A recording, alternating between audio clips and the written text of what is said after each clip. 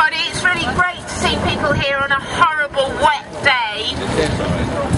I'm from the Green Party. I'm a councillor. And one of the Green Party slogans is fair is worth fighting for. Fair is worth fighting for. I want to ask the question, why is it important that we are celebrating and marking International Day of the Disabled here at the occupation? Why are the two things connected? So around the occupation, probably some of you know that we're putting a motion to full council next week, asking the council to congratulate and support the occupation's right to protest. So since that's been happening, I've been down here a bit and thinking a lot about what the occupation stands for. And I think there's really three things that the occupation stands for. The first is saying that we really hate the inequalities in the world. We hate the way that the rich are getting away with so much and trashing the environment and hurting people and planets. So it's about inequalities. The second thing that I think the occupation is saying, it's calling for accountability. It's calling on politicians to hold big business and the ultra-rich to account. And it's calling on politicians to be accountable. It's saying the world is a mess and the current political system has not sorted it. The third thing that the occupation is doing, it's not so much saying, it's doing. It's saying we're looking at other ways of organising ourselves. This is it, this is here, this is the way we want to be. So we're exploring, we're talking, we're making a space to look at new ways. So that's what the occupation is doing, and let's congratulate the occupation. They've been here 4 weeks now, that's fantastic.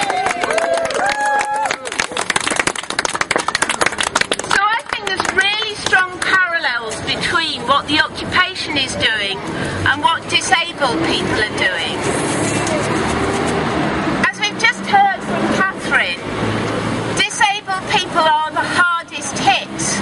If we're talking about inequalities, then disabled people are some of those who are really the hardest hit, who are at the lowest end when we talk about the ultra-rich and the very poor. Disabled people will suffer most from the cuts. There's a guy called Simon Duffy who runs something called the Campaign for a Fairer Society. He's going to be coming to speak to the AGM of the Green Party next week. And he's got some very, very hard-hitting figures. He's saying that a quarter of the cuts are falling on just 3% of the people. And those 3% are the very poorest and include most of the disabled. Disabled people are hardest hit before they even start. Because if you're disabled, just to do the ordinary things, your ordinary activities of daily living, getting up in the morning, getting dressed, getting washed, having something to eat, even before you start to go out to study or to work and lead a normal life, you need a hand up just to do that. So disabled people are the hardest hit. If we're talking about inequalities, then let's talk about disabled people. Secondly, accountability. And I think here again, disabled people have a lot to say and a lot to teach us. Disabled people are those who are so easy to ignore, to pretend that they're not there. When I was speaking on Radio Sheffield a couple of days ago, the item before me, they were talking about a survey that had been done, where 2/3 of the general public was saying that they find it difficult to talk to disabled people. And 1/3 of the general public was saying that they think disabled people are a burden on society. So it's very easy to dismiss disabled people and for them to be invisible and not to be accountable to them.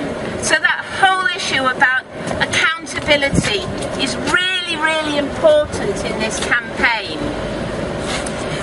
And then the third thing is about doing things differently. And this is something that I felt more and more strongly strongly within the Green Party that we've got members of the Green Party who are disabled and a lot of people in the Green Party who work closely with disabled people. And those people are really challenging us as a group in the way that they challenge the whole of society to say, look, if you want us to be part of your movement, if you want us to be part of your party, you've got to start doing things in a different way. You've got to make sure that all your meetings are in accessible places. You've got to communicate in a way that is easy and clear to understand for everybody. And you've got to involve us and do things in a different way. So like the occupation, they're calling for us and for society as a whole to do things in new and different imaginative ways, and that will help us all. So congratulations to the disabled people and everyone else who's pulled this together today. And then finally I want to say that fair is worth fighting for. Fairness is worth fighting for, and the fight is worthwhile. We do make progress. It's small, it's gradual, but we do make progress. We've heard about the success of the campaign to restore the mobility allowance, to the mobility component of DLA, so that people who live in residential homes won't be trapped in their homes. They will have the money to get a taxi, to be able to get out. So that's a victory. There's a real fight going on about the support that people get at home. There's a guy called Michael Toole, you may have heard about, who's a barrister. He's disabled himself, he's got multiple sclerosis, and he's taking out a legal case against the council for putting up the cost of his daily care.